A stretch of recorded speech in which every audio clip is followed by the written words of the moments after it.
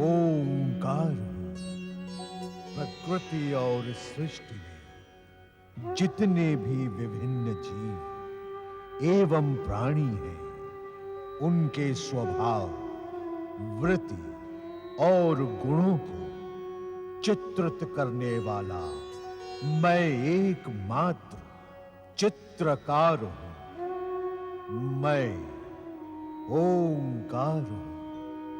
देवी अंजना और वानरराज केसरी की प्रार्थना के स्वर देवर्षि नारद ने श्री हरि विष्णु तक पहुंचा दिए। शिवाज्ञा से पवन देव ने हरिहर ज्योति को देवी अंजना के शरीर में प्रवेश करवा दिया। उधर अपने पति को आराधना करते देख क्रोधित केकसी ने उनको प्रताड़ित किया। क्योंकि माता एकांत में शिव आराधना कर रही हैं। उनके समीप कोई नहीं जा सकता। ये उनका आदेश है। भोलेनाथ, तो क्या आप लंका जाकर केकसी की कामना पूर्ण करेंगे? इसी कारण पार्वती का उल्लेख किया था ना नारद। तुम्हारे कैलाश आने का वास्तविक उद्देश्य तो अब स्पष्ट हुआ है नारद। भोलेनाथ, आप नारद के जिज्ञासु स्वभाव से अपरिचित तो नहीं हैं। हम तुम्हारे जिज्ञासु और चतुर दोनों स्वभावों से परिचित हैं ना, और नारद लीला से भी। भोलेनाथ, ये सब आपकी ही कृपा का परिणाम है। कृपा का अथवा उदारता का? भोलेनाथ, रावण और केकसी की घटनाओं का प्रारंभ तुम्हारे द्वारा। इसका अर्थ यह नहीं नारद कि हम भविष्य में घटने वाली घटनाओं का सूत्रधार भी तुम्हें बना देंगे। किंतु शिवशंकर। आगे आगे देखो नारद, क्या होता है।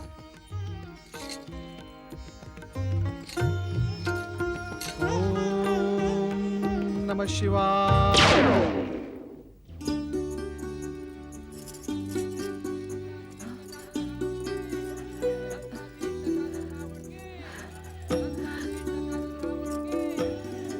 महारानी मंदोदरी की जय हो। अलकापुरी नरेश कुबेर को युद्ध में परास्त कर लंकेश्वर रावण अंतःपुर में प्रवेश कर रहे हैं।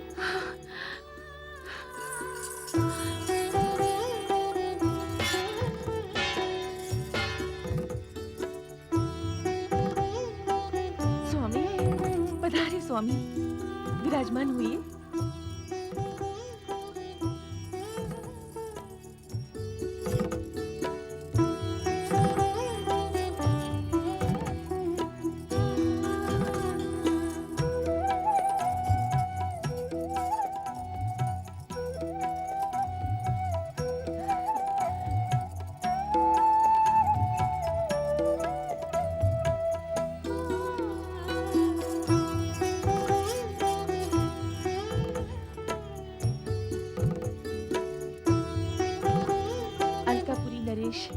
कुबेर को परास्त करने एवं उसका पुष्पक विमान प्राप्त करने के लिए मैं आपको बधाई देती हूँ स्वामी। महारानी मंदोदरी, इस समय हम न तो कुबेर को परास्त करके प्रसन्न हैं और न ही पुष्पक विमान को प्राप्त करके। यूं पहेलियां बुझाना आपका स्वभाव तो नहीं है स्वामी। कृपया इस दासी को बताएं कि उसके स्वामी की प्रसन्नता का कारण क्या है। मंदोदरी, हमने देवादिदेव भगवान शिव की कृपा को प्राप्त किया है। क्या भोलेनाथ की कृपा को? हाँ मंदोदरी, ये दिव्य चंद्रहास खड़ग उन्हीं की प्रसन्नता का प्रमाण है। मंदोदरी, भोलेनाथ की कृपा पाकर हम अति प्रसन्न हैं। विश्वनाथ, आशुतोष, भोलेनाथ की कृपा पर प्रसन्न होना स्वाभाविक है स्वामी। मैं सदैव आपके ईर्ष्यालु शत्रुओं के षड्यंत्र से भयभीत रहती थी, किंतु अब भोलेनाथ की कृपा का कवच आपको प्राप्त है। अब मैं निश्चिंत हो गई। तुम्हारा पति अपने शत्रुओं के लिए काल है मंदोदरी। उसके लिए तुम्हें भयभीत होने की आवश्यकता नहीं है। इस समय हम अपनी ये चमत्कारी उपलब्धि माता कैकसी को दिखाने के लिए उत्सुक हो रहे हैं। सर्वप्रथम हम अपनी ये उपलब्धियां लेकर पिता विशर्वा के आश्रम ही गए थे, किंतु वहां पता चला कि माता श्री लंका पधारी है। कहां है वे? स्वामी, तुम्हारी गंभीरता कुछ और संकेत कर रही है मंदोदरी। शीघ्र बताओ कि माता कैकसी कहाँ है। मैं उनके दर्शनों के लिए व्यग्र हो रहा हूँ। स्वामी, यहाँ पधार कर माताश्री ने एक कठोर प्रण कर लिया है। रावण की माता कठोर प्रण ही करेगी मंदोदरी। कहो, क्या प्रण किया है उन्होंने? स्वामी, माता कैकसी ने प्रण किया है कि जब तक आप कैलाशपति शिव शंकर को लेकर लंका नहीं आ जाते, वे अन्न जल ग्रहण नहीं करेंगी। ये तुम क्या कह रही हो मंदोदरी? मैं सत्य कह रही हूँ स्वामी। ये संभव कैसे होगा? मैं इस समय कैलाश से ही आ रहा हूँ। इसीलिए तो मैं चिंतित हूँ। मंदोदरी, भोलेनाथ से चंद्रहास खड़क का वरदान पाकर क्या वहां पुनः जाना उचित होगा? और ये आवश्यक नहीं कि भोलेनाथ शिवशंकर लंका आने की हमारी प्रार्थना को स्वीकार कर लें? निस्संदेह ये उनकी ही इच्छा पर निर्भर करता है। हाँ। माता अपने कक्ष में है? जी स्वामी।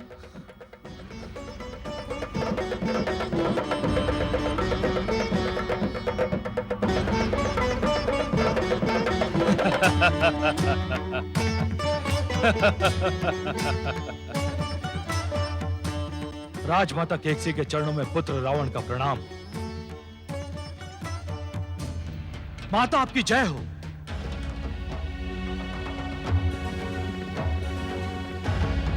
माता, आपकी इच्छा की पूर्ति हुई है। अभिमानी कुबेर आपके पुत्र द्वारा परास्त हुआ। उसका गौरव पुष्पक विमान अब आपकी संपत्ति है। माता, यह आपकी प्रेरणा और कृपा का परिणाम है कि भोलेनाथ भगवान शिव आपके पुत्र रावण पर प्रसन्न है। प्रसन्नता की बात है माता। मेरे द्वारा रचित कुछ पंक्तियों को सुनकर भगवान भोलेनाथ शिव इतने अधिक प्रसन्न हुए कि उन्होंने मुझे ये दिव्य चंद्रहास खड़ग प्रदान कर दिया। विश्वास करें माता, इस खड़ग और शिव कृपा के प्रताप से मेरा विश्व विजय स्वप्न पूर्ण होगा।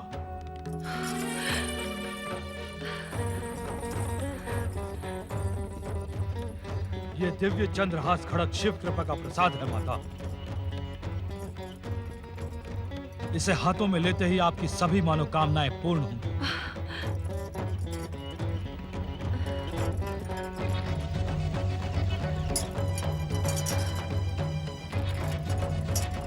वीरपुत्र रावण, मैंने प्रण किया है कि आपके पुत्र वधु मंदोदरी ने मुझे आपके प्रण से अवगत करा दिया है माता। तुम शांत क्यों हो गए रावण? आगे कहो। माता, आपने कठोर प्रण किया है। कठोर प्रण? हाँ माता, आपका यह प्रण आपके प्राणों को संकट में भी डाल सकता है। मुझे अपने प्राणों का तनिक भी मोह नहीं है रावण। मोह है तो तुम्हें विश्व विजय देखने का। माता, रावण आज जो कुछ भी है आपकी प्रेरणा का ही परिणाम है। आपकी इच्छा का सम्मान करना मेरा कर्तव्य है। मेरा विश्वास करें माता, मेरी प्रार्थना स्वीकार कर आशुतोष शिव लंका अवश्य पधारेंगे। अर्थात ये रावण का वचन है कि वो हम दैत्यों के आराध्य भोलेनाथ को लेकर अवश्य लंका आएगा। मुझे अपनी भक्ति पर विश्वास है माता, और भोलेनाथ अपने भक्तों को कभी निराश नहीं करते। आप इसे मेरा वचन मान लें और अन्न जल ग्रहण करें। पुत्र रावण, भोलेनाथ को लंका बुलाने के मेरे हठ का कारण तुम्हें ज्ञात नहीं। हठ का कारण? हाँ पुत्र, ये स्वर्ण नगरी लंका माता पार्वती के क्रोध से श्रापित है। भोलेनाथ के यहाँ पधारने से तुम माता पार्वती के श्राप तथा शत्रु के भय से सदा के लिए मुक्त हो जाओगे। भोलेनाथ के यहाँ रहने से कोई भी शत्रु लंका पर आक्रमण करने का दुस्साहस कर ही नहीं सकता। आपकी आज्ञा का पूर्णतः पालन होगा माता। चले, मेरे साथ भोजन ग्रहण करें। अवश्य पुत्र, किंतु भोजन से पूर्व मेरी एक इच्छा है। आज्ञा माता। तुम्हारे द्वारा रचित जिन पंक्तियों को सुनकर भोलेनाथ प्रसन्न हो गए थे, क्या वो पंक्तियां अपनी माता को नहीं सुनाओगे? अवश्य माता, वो पंक्तियां मेरे द्वारा रचित अवश्य हैं, किंतु उन पर हर शिव भक्त का पूर्ण अधिकार है। स्वयं भोलेनाथ ने मेरी उन पंक्तियों को शिव तांडव स्तोत्र का नाम दिया है। सुने माता। जट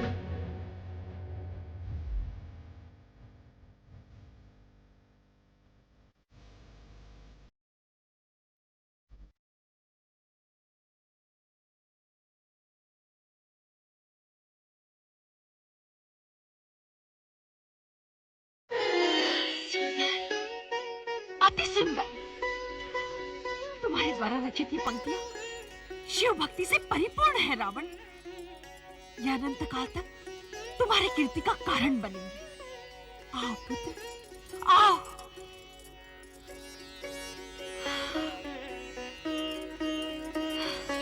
अपनी माता के कसी से आशीर्वाद पाकर परम शिव भक्त रावण का मन प्रसन्न हो उठा। भगवान सदाशिव का आशीर्वाद उनके समस्त भक्तों के लिए कल्याणकारी होता है।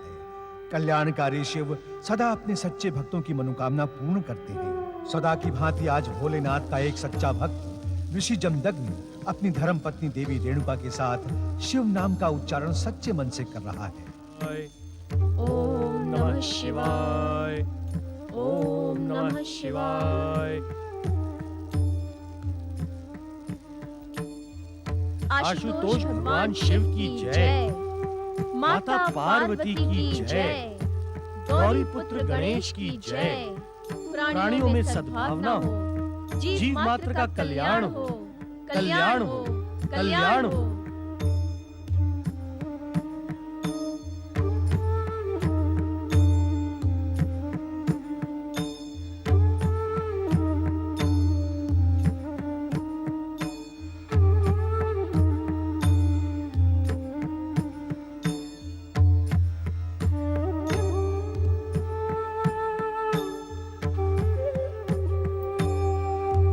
माता कामधेनु, गाय में तो 36 कोटि के देवता निवास करते हैं।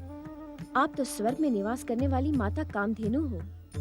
माता, पृथ्वी पर हम आपको वो सारे सुख प्रदान नहीं कर सकते जो आपको स्वर्ग के दिव्य लोक में प्राप्त थे। इस आश्रम में निरंतर आपकी सेवा और पूजा में हमसे कोई त्रुटि रह गई हो तो हमें क्षमा करें माता। हम पर अपनी कृपा दृष्टि बनाए रखना। भगवान भोलेनाथ की प्रेरणा से देव दानवों द्वारा किए गए समुद्र मंथन से आप जीव मात्र का उद्धार करने के उद्देश्य से ही प्रकट हुई थी। इस अचिंकन ब्राह्मण पर अपनी कृपा दृष्टि बनाए रखें माता।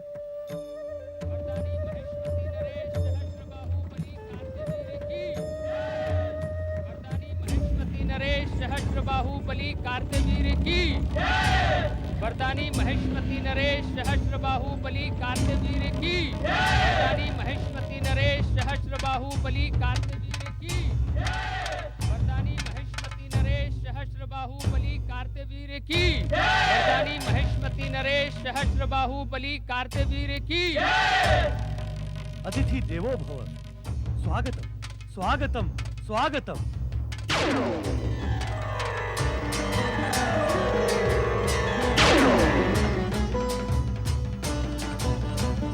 स्वागत।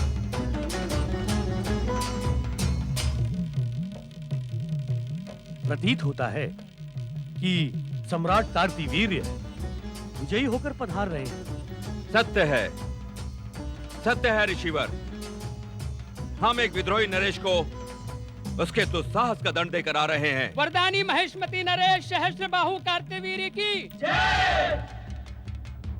ऋषिवर, अपनी वरदानी शक्ति सहस्त्रबाहु के बल पर हमने पृथ्वी के समस्त राजाओं को परास्त कर दिया है।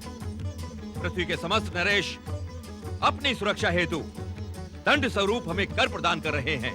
राजन, आप तो स्वयं भगवान दत्तात्रेय के भक्त एवं वरदानी हैं। एक राजा का कर्तव्य होता है कि वो व्यक्तिगत स्वार्थों से ऊपर उठकर प्रजा को पुत्र के समान प्रेम करे। युद्ध किसी समस्या का समाधान नहीं होता। सम्राट कार्तिवीर्य, आपको नीति ज्ञान समझाना सूरज को दिया दिखाने के ही समान है। आप तो स्वयं ही परम ज्ञानी हैं। यह हमारा सौभाग्य है महाराज कार्तवीर्य कि आप हमारे आश्रम में पधारे। महाराज, एक ऋषि के आश्रम में एक राजा का स्वागत असंभव है, किंतु आप निश्चिंत रहें, आपकी सेवा सत्कार में कोई त्रुटि नहीं होगी। आइए, पधारिए महाराज। महाराज कार्तिवीर्य का भव्य स्वागत करें माता, उन्हें अपनी कृपा का चमत्कार दिखाएं।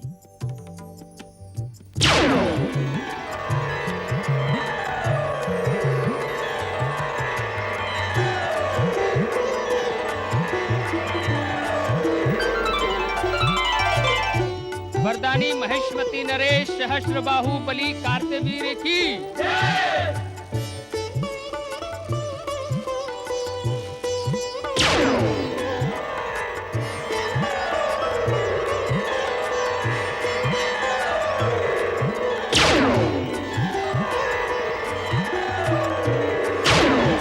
स्वागत है महाराज का स्वागत है।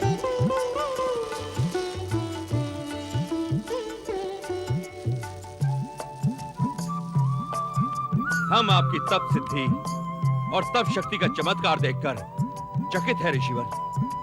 नहीं महाराज, ये तप शक्ति या तप सिद्धि का चमत्कार नहीं है। अर्थात ये चमत्कार हमारे आश्रम में स्वर्गलोक से पधारी माता सुरभि कामधेनु की कृपा का है। कामधेनु की कृपा का? हाँ महाराज, आप स्वयं ही उनके दर्शन करके उनकी चमत्कारिक शक्ति का सत्य जान जाएंगे। अच्छा, हम चमत्कारी कामधेनु के दर्शनों के लिए व्यग्र हो रहे हैं। आइए महाराज।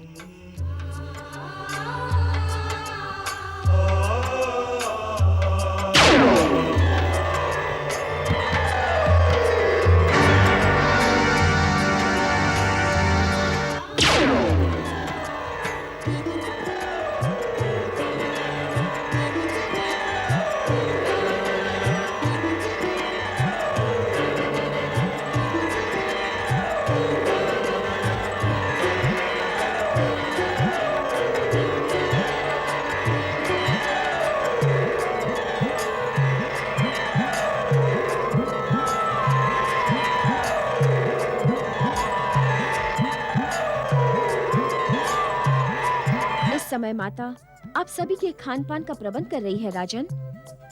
अद्भुत, आश्चर्यजनक। माता कामधेनु हमारी सारी आवश्यकताओं की पूर्ति करती हैं।